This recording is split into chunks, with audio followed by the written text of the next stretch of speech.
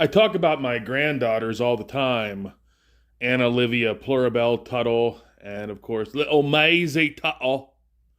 Um, but I read an ash can this morning that put me in mind of my grandsons, Santino Tuttle and Jupiter Tuttle, and I'm looking at the ash can to Bloodbone Zero by Edwin Acevedo and art by Donald DeLay with a friggin' beautiful cover by Shelby Robertson.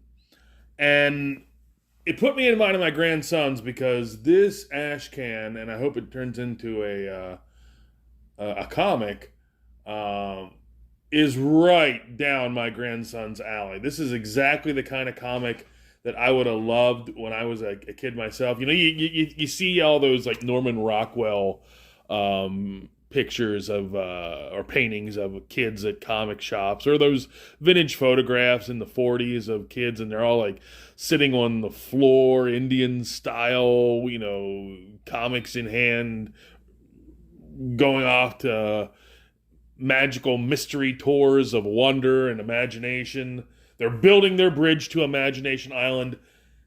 Comics like this Bloodbone Ashcan are exactly what those kind of boys would have loved, exactly what I would have loved growing up, and I can guarantee that Jupiter and Santino will love this. It's just nonstop action. It's essentially one big long fight scene. It's and Donald has this like globally, but it's definitely on display here.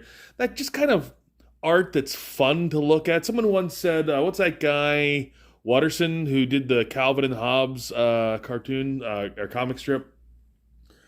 I remember someone once remarked on that it was just, if nothing else, and there was a lot else, but if nothing else, it was just fun to look at. And that's what Donald's art is in general terms, but very specifically on display here, because every page is just a blast to look at. It's like one big cartoon slash video of just operatic mayhem.